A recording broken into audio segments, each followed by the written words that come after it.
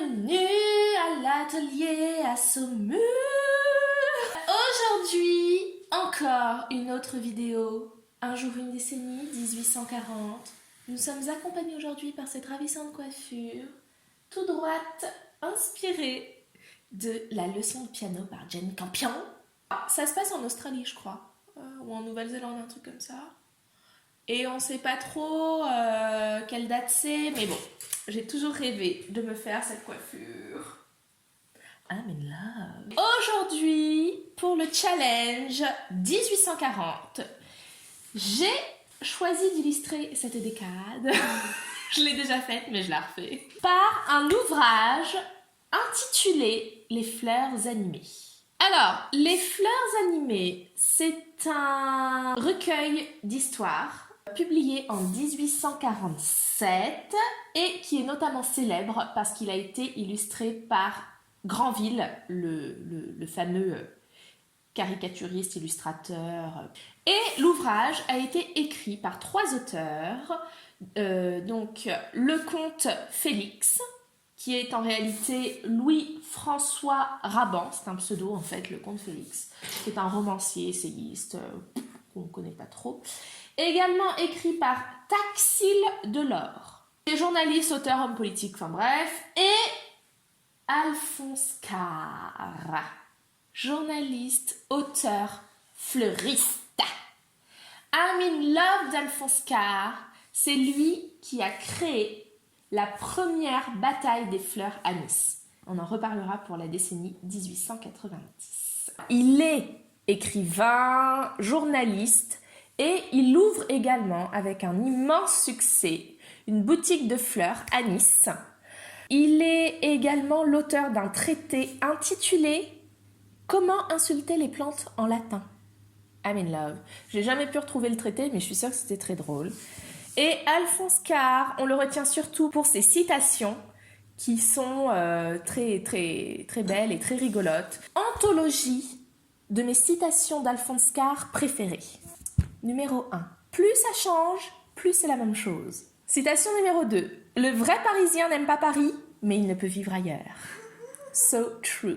Et la meilleure, interdit aux moins de 18 ans. Un baiser est une demande adressée au 2e étage pour savoir si le premier est libre. Également l'auteur de cette citation magnifiquement illustrée par ma tante Caroline. La botanique est l'art de dessécher les plantes entre des feuilles de papier buvard et de les injurier en grec et en latin. I'm in love. Donc, les fleurs animées, on va le dire franchement, il est surtout connu pour ses illustrations qui sont absolument magnifiques. Tout de suite, des exemples de ces illustrations.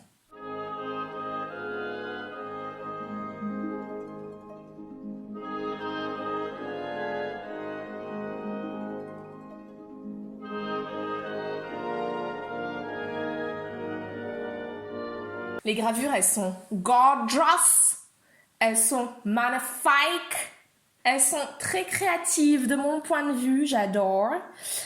Et d'ailleurs, quand l'ouvrage sort, c'est tellement un succès qu'ils sont obligés de le rééditer une 2e fois. Il n'y a même pas de date, ils n'ont même pas eu le temps de mettre la date, tellement ça a été rapide. Cet ouvrage est même victime de contrefaçons. Yes, de contrefaçons.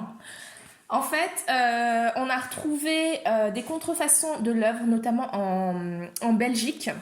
En fait, c'est tout simplement des maisons d'édition qui n'avaient pas les droits sur l'ouvrage et qui l'ont quand même publié. Donc, on voit qu'il y a des changements de couleurs sur les illustrations, etc. Et en fait, c'était juste illégal, en fait. Mais ils ont quand même vendu l'ouvrage. D'ailleurs, j'ai regardé un petit peu sur eBay, si je puis me permettre. S'il se trouve que vous êtes en possession d'un ouvrage des fleurs animées d'une édition originale ou de la 2e édition, vous avez un trésor, parce que ça se vend 1 200 € sur eBay. I'm saying it, I'm saying nothing. Le texte. On va parler un petit peu du texte, vite fait. J'ai rien trouvé d'écrit sur ce livre. D'ailleurs, exactement comme le langage de Flore, mais du coup, j'avais lu le livre et j'en avais su plus sur les conditions de publication, les conditions d'écriture, parce qu'il y avait une préface. Là, il n'y a pas de préface. On rentre directement dans l'ouvrage, donc en fait j'ai aucune information sur les conditions d'écriture de cet ouvrage. Par contre, l'introduction, qui a été écrite évidemment par Alphonse Karr, elle est magnifique, magnifique réflexion sur la beauté, sur la pauvreté, sur la richesse. Et c'est d'ailleurs dans cette introduction qu'il fait la distinction entre les différentes manières d'aimer les fleurs. Et cette introduction se termine sur cette phrase: heureux ceux qui aiment les fleurs. Ok, donc, en fait, alors, qu'est-ce qui justifie des illustrations aussi belles, aussi imaginatives, aussi créatives? L'histoire est la suivante. Les fleurs vivent dans le royaume des fleurs et elles sont gouvernées par la fée des fleurs. En fait, les fleurs viennent se plaindre à la fée des fleurs que les hommes les utilisent pour leur poésie et qu'ils les emploient à titre de comparaison pour leurs vertus, mais également pour leurs vices. Et donc, les fleurs veulent revêtir forme humaine pour savoir, je cite, si ce que l'on dit là-haut est conforme à la vérité. Et donc, commence alors le recueil, qui est donc composé des histoires de chaque fleur devenue femme.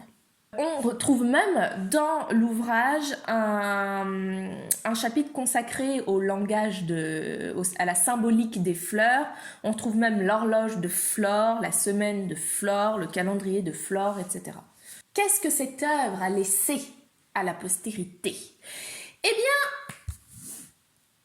bien, pas grand-chose. J'ai l'impression qu'à chaque fois, c'est comme ça. J'ai quand même retrouvé 2-3 petites choses sur eBay et sur Google, sur Glouglou. Alors, on retrouve notamment un jeu de cartes de tarot. Également, un calendrier. Alors, ça date de 1899. Et en fait, alors, on voit que les illustrations, ce sont pas les mêmes que Granville. Mais par contre, on voit que le titre est écrit avec la même typographie que le roman. Donc, on peut... Je pense qu'il y a là un... Voilà. Donc ça, et également, j'ai retrouvé... Alors, également, les illustrations ont été réutilisées à des fins publicitaires pour la marque suivante, l'inylobésité. D'après ce que j'ai cru comprendre, c'est un médicament, mais ils font leur pub sur des espèces de petits napperons en papier sur lesquels sont imprimées les illustrations de Granville. Et également, on retrouve un film muet tourné en 1906 dont le réalisateur est Gaston Velle, produit par les frères Pathé, qui s'appelle Les Fleurs animées, qui vaut le petit coup d'œil. On retrouve encore une fois cette espèce de fantasme lié au 19e siècle de l'Orient, de l'orientalisme. Là, en l'occurrence, le Japon avec ses geishas qui prennent le thé, etc. Personnellement, une de mes illustrations préférées, la tulipe. I'm in love. J'adore avec son petit bulbe là autour de la ceinture. Je trouve ça génial. Alors j'aime beaucoup aussi l'aubépine parce que je trouve ça assez rigolo qu'ils aient personnifié aussi le sécateur, on dirait un espèce de requin, c'est sympa. J'aime beaucoup le lys aussi, très gracieux, très, très, très noble, comme on s'y attendrait pour un lys. Je suis quasiment certaine que Dior, la maison Dior, s'est inspirée des planches de Granville pour son défilé haute couture automne-hiver 2010-2011, I'm sure. Également Moschino, le défilé Moschino printemps 2018. Notamment on voit cette espèce de tulipe qui marche comme ça, qui jette des pétales sortant de son bustier. I'm in love. On fera une vidéo sur ce défilé parce que j'adore. J'espère que cette vidéo vous a plu, que vous avez été enchantés par cette magnifique coiffure. On se retrouve demain pour la décennie 1850. J'ai hâte. J'adore cette décennie, je pense que c'est ma décennie préférée en termes de... en termes de robes, en termes de cheveux, en termes de fleurs. Bye bye!